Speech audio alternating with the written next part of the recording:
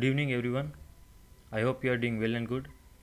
सो ये video part 4 होने वाला है 1 मिनट 1 TDA सीरीज़ का। So let's start the topic.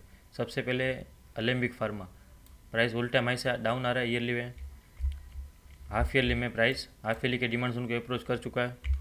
Quarterly में मेरे पास बैक टू बैक दो क्वार्टरली के डिमांड जोन है जो हाफ ईयरली डिमांड जोन से कोइंसाइडिंग कर रहे हैं। मंथली में प्राइस आज 31 जनवरी का कैंडल आज क्लोज हो गया, तो मेरे पास मंथली का सप्लाई जोन क्रिएट हो चुका है। प्राइस ने monthly demand zone plus quarterly demand zone plus half yearly demand zone को अप्रोच किया है।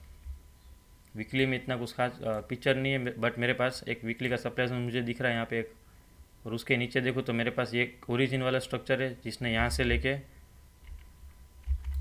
जिसने प्राइस को 845 से लेके ऑल टाइम हाई दिया 1290 समथिंग। और अगर मैं डेली पे देखूँ तो प्राइस ने एक बार के लिए जो एक डेली का एग्जीक्यूशन था वहाँ से 1:2 भी दे चुका है प्राइस अलेम्बिक फार्मा में।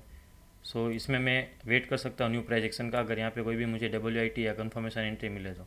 अगला स्टॉक है Voltas. Voltas yearly time frame में देखूँ तो प्राइस ऑल टाइम ऐसे नीचे आ रही है और मेरे पास यहाँ पे ईयरली का एक डिमांड जोन भी बना हुआ है। हाफ ईयरली में देखें तो प्राइस वहाँ पे हाफ ईयरली का भी डिमांड जोन बन चुका है जहाँ पे ईयरली का डिमांड जोन है वहाँ पे। क्वार्टरली में देखेंगे तो क्वार्टरली में मेरे पास दो बैक टू बैक क्वार्टरली के डिमांड जोन है। उसमें पहले वाला RB72 पार्शियली कोइंसाइडिंग है और नीचे बॉटम वाला RB106 वो फुल्ली कोइंसाइडिंग डिमांड जोन है। मंथली में देखूँ तो प्राइस में अच्छा खासा मंथली का सेलिंग आ चुका है इस मंथ, और ये कैंडल भी क्लोज हो चुका है। तो यहाँ पे मेरे पास एक ड्रॉप करके एक मंथली का सप्लाई जोन बन चुका है। यहाँ पे पीछे कुछ ट्रैप होगा तो मैंने पूरा का पूरा एक साथ ही मार्क कर लिया, और ये मंथली का जो डिमांड जोन है ऑलमोस्ट ब्रीच होने वाला है। अगर मैं वीकली में देखूँ तो वीकली में ये डिमांड जोन जो मंथली का डिमांड जोन था उसमें कोई भी प्रोपोस्ट अच्छा स्ट्रक्चर था ही नहीं वीकली का, और ये वीकली का जो सेलिंग मतलब हम देख ही सकते हैं दो back to back red exciting candle बना। और अगर डेली पे देखूँ तो डेली पे मेरे पास एक ट्रैप वाला यहाँ पे एक लेवल है जिसने क्वार्टरली के सप्लाई जोन को ख़त्म किया था ये वाले को।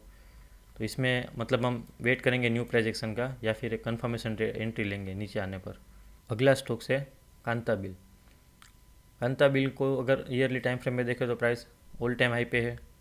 हाफ ईयरली में देखें तो हाफ ईयरली में प्राइस हाफ ईयरली के डिमांड जोन से ऊपर जा रही है। क्वार्टरली में देखें तो वहाँ पे भी सेम क्वार्टरली का भी डिमांड जोन है वहाँ पे मेरे पास। और अगर मैं मंथली पे देखूँ तो मंथली पे मुझे ये समझ में आ रहा है कि मंथली का भी एक डिमांड जोन था नीचे वाला, प्राइस वहाँ पे आई नहीं है, और प्राइस हाफ ईयरली और क्वार्टरली के प्रोक्सिमल लाइन से ही मतलब रिएक्शन दे के ऊपर जा रही है, और ऊपर कोई सप्लाई जोन ऐसा है कुछ खास नहीं दिख रहा है मुझे।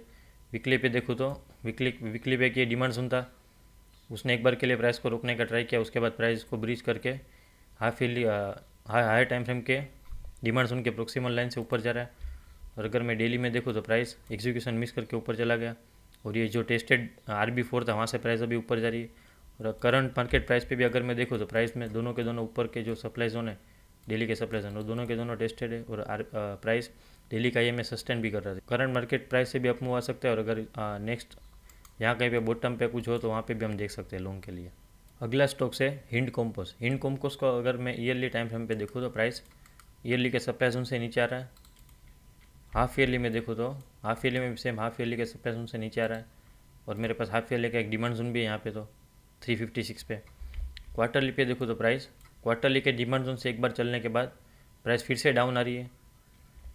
अगर मैं मंथली पे देखूँ तो प्राइस मंथली के सप्लाई जोन से नीचे आ रही है, और प्राइस अभी मंथली के डिमांड जोन के अंदर है। वीकली में देखूँ तो मेरे पास दो वीकली के डिमांड जोन थे बैक टू बैक, जो कि फर्स्ट वाला तो ऐसे ही टूट गया सेलिंग की वजह से, और प्राइस अभी नीचे आते आते मेरे पास दो वीकली के सप्लाई जोन अभी क्रिएट करके आ रही है।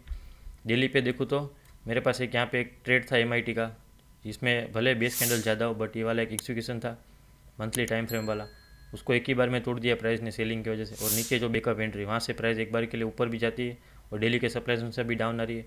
और अगर मैं रिसेंट हाई से लो भी अगर कंसीडर करता हूँ मार्किंग, तो ऑलमोस्ट 34-35% जैसा कुछ करेक्शन आ चुका है, जिसमें मैं कन्फर्मेशन एंट्री भी प्लान कर सकता हूँ। अगला स्टॉक है केयर रेटिंग। केयर रेटिंग को अगर मैं ध्यान से देखूँ तो प्राइस ईयरली टाइम फ्रेम में ईयरली के सप्लाई जोन में एंटर हो चुकी है, और प्राइस अभी वहीं से रिएक्शन दे रही है। हाफ ईयरली में देखूँ तो हाफ ईयरली का एक मेरे पास डिमांड जोन है नीचे, और हाफ ईयरली का अगर सप्लाई जोन को मैं देखूँ तो प्राइस ऑलरेडी ब्रीच करके उसको नीचे आ रहा है।